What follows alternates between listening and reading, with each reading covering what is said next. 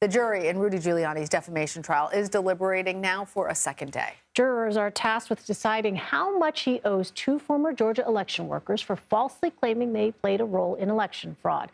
The former New York City mayor reversed course yesterday by opting not to testify. Ruby Freeman and her daughter Shay Moss are seeking at least $24 million each. Both former election workers told the jury how their lives were turned upside down following the 2020 election. CBS News congressional correspondent Scott MacFarlane joins us now. Hey there, Scott. So tell us, how will the jury decide the amount of damages that Giuliani owes, and how long might these deliberations take?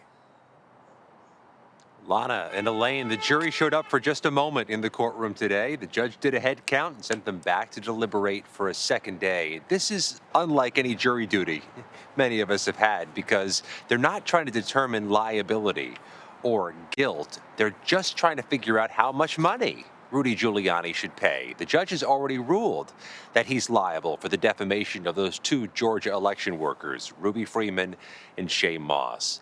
Now the jury's duty is to put a dollar amount on it. And that's a process that has taken some time already and could take quite a bit more.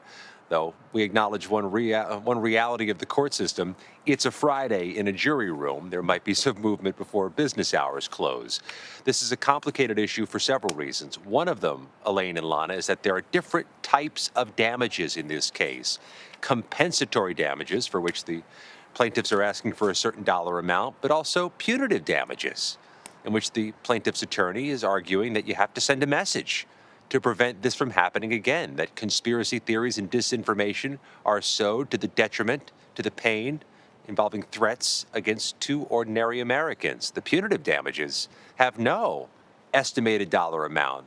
The plaintiffs didn't ask for a certain amount of money. They left that to the jury. So there's a lot to hash out and a lot of money potentially at stake. A lot to hash out. In the meantime, Scott, I wonder if you can walk us through what might have potentially gone into Rudy Giuliani's decision not to testify and his lawyer's closing arguments. Oh, there's a whole bunch of factors, but let's first of all talk about the dollar amounts. Initially, the plaintiff's attorney asked for $24 million each minimum for Shay Moss and Ruby Freeman. So Rudy Giuliani is facing the prospect of a minimum ask of $48 million. That might have been a factor in his decision to testify or not to testify. His attorney told the jury Rudy Giuliani was deferring his chance to testify because he said Freeman and Moss, who testified tearfully earlier in this trial, had been through enough, and he was deferring his opportunity to take the stand out of respect for them. But it's worth noting, he has also spared himself in the process from cross-examination, answering the plaintiff's attorney's questions while under oath. It was a surprise because Rudy Giuliani on Monday said he looked forward to testifying and doing so under oath and telling his side of the story. He didn't give any side of the story during this trial. They presented no defense, just a closing argument. Then it went to the jury. All right, Scott MacFarlane, thank you.